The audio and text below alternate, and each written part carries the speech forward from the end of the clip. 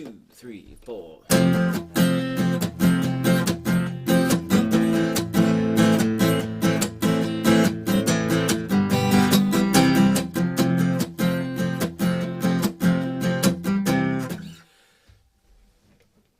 All right.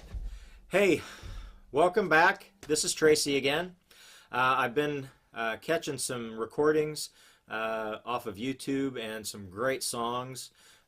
This one is Going Back to Kansas City, or Kansas City, and it's got Mark Mumford singing on it, but it's part of some basement tapes that you can read all about it on the internet. But T-Bone Burnett found some lyrics that Bob Dylan wrote and maybe even forgot that he wrote, and had some people write music to them, and this is one of the songs that came out of those sessions, and they're really, really good songs, a lot of them, with very talented people writing the music to them and very talented people performing it. And I was looking for this song and I found some chords to it. I didn't like the chords very much because there were some major mistakes that were in the tab that I found for it. So I'm going to do a quick video just on the chords and the rhythms and a strumming pattern that I use to kind of give it that same feel, even though it's, you know, they have a full band doing things. But this will get you through it if you just want to learn how to do a strumming pattern, if you happen to want to sing along with it or want to play along with it. So let's get started. Okay, so this isn't going to be a beginning chord video so much, but I am going to go through the chords that you're going to need. You're going to need an F chord. I like to play mine this way instead of the full F chord like so, because some of the muting things that I'm doing with the strumming pattern just seem to be more percussive if I use this.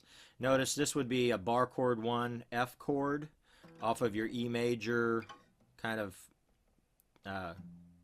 position for that, but I'm just pulling my first finger back to only the 2nd fret, muting the outside strings with my thumb and with the sloppy first finger there, so I'm getting the inside 4. Probably already familiar with that voicing. And then of course an A minor, one of the beginner chords, and a G, and a C chord, and back to the F. The only other chord that we have to worry about in here is an E7, which is like our E, but pick up the 3rd finger, and we've got the E7 chord. I'm going to angle on here so that you can see the strumming pattern that I'm doing, and I'm just going to do this with the F chord right now, and it's just a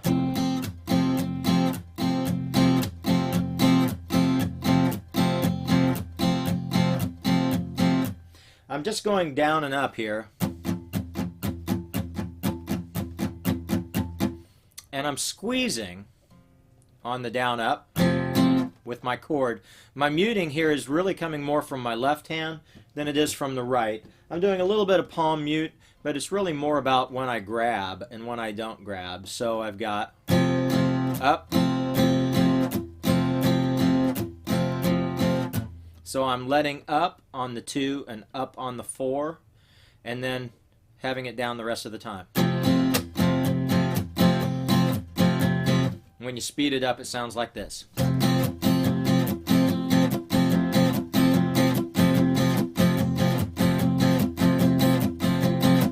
When you move to the other chords, like the A minor,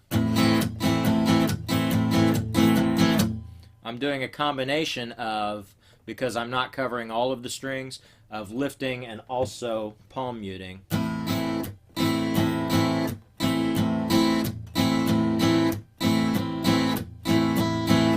Okay, and then the G the same way, and the C the same way, and the E7 the same way, because they also contain some open strings.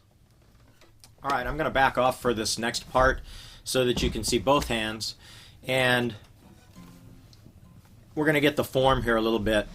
We're going to start out on the F chord, and then we're going to go to the A minor, and then we're going to go A minor, stay on it, to G, to C, to F. And the reason I say the A minor twice is the positioning of the A minor puts it at the beginning of a measure again, although you've already played some A minor.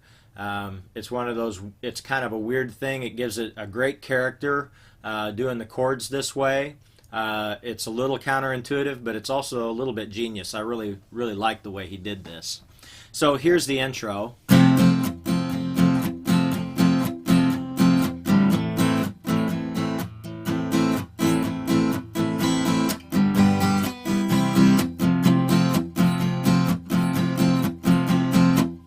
And hopefully you could hear there that we got to the A minor, and then we stayed on the A minor for an extra 2 beats, 1 and 2, before we went to the G, and then the C, and then the F.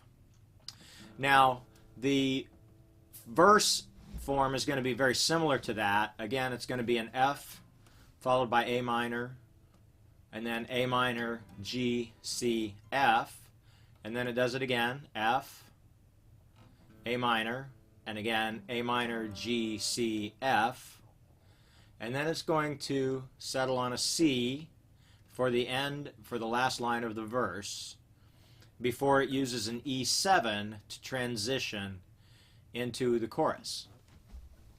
So here we go, here's the verse. 2, 3, 4.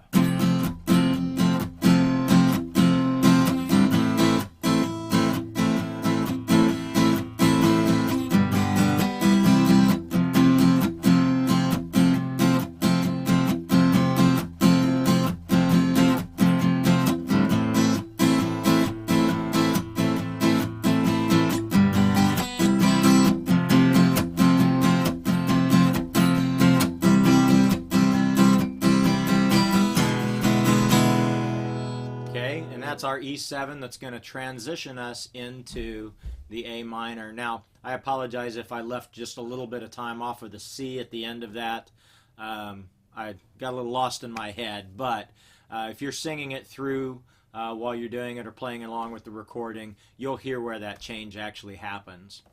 On the chorus, it's going to start with the A minor, then go to the F, then to a C, and then to a G, and then to an E7, back to the A minor, to the F, to the C, to the G, to the E7, and then it's going to go quickly A minor, G, C, right on the end of the chorus. So here's the chorus.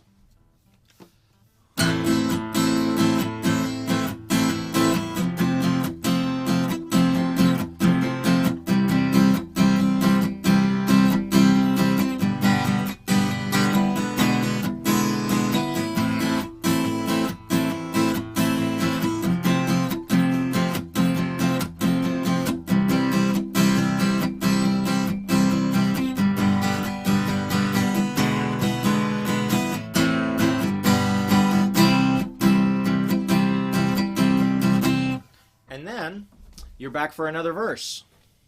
Let me scroll my notation up here a little bit. Back for another verse, followed by another chorus, and then there's a solo that's going to go over the chords A minor to F, to C, to G, to the E7, back to A minor, F, C, G, E7, and then A minor, G, C on the end of it. And that's going to be very similar to what your chorus is as far as the way that runs. And that's going to sound like this. 2, 3, 4.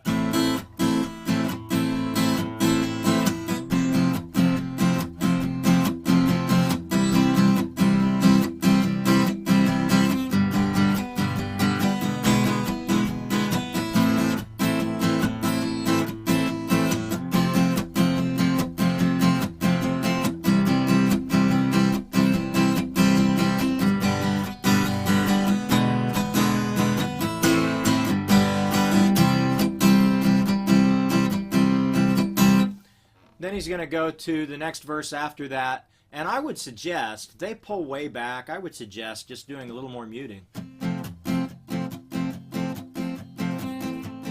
Playing a little bit softer on it.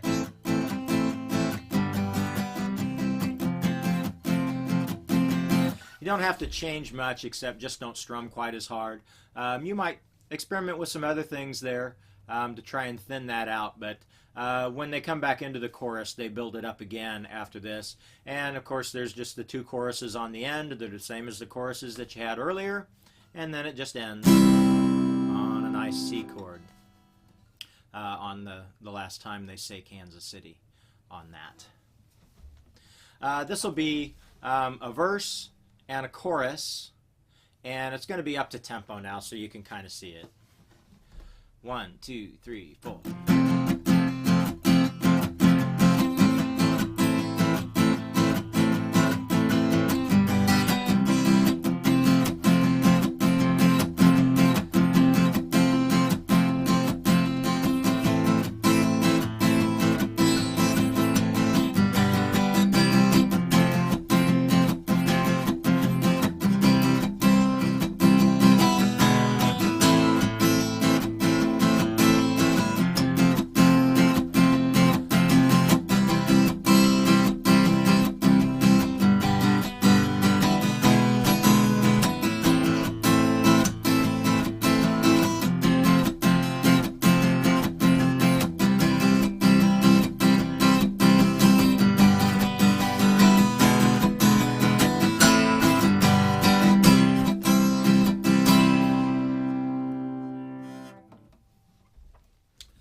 Well, that's it. I hope that helps you out with your musical journey on this song. This is one of my favorite songs right now. I'm really, really digging it, and it's a lot of fun to play. And I hope that, you know, if you use this video, you'll be able to have as much fun with it as I've been having with it. Don't forget, click subscribe and check back. I'm going to put up some more videos. If you've got ideas about a video or something you need help with, please just send me a message in the link you can message me on YouTube so that I get that. Leave a comment or whatever, and I'll try and get back with you. I get some of my best ideas from people who just, you know, want help with a song, or they want help with this technique or whatever. Don't be shy. Let me know, and when my schedule permits, I'll get up as many videos as I can and check back, and we'll talk to you later. Everybody have a great day.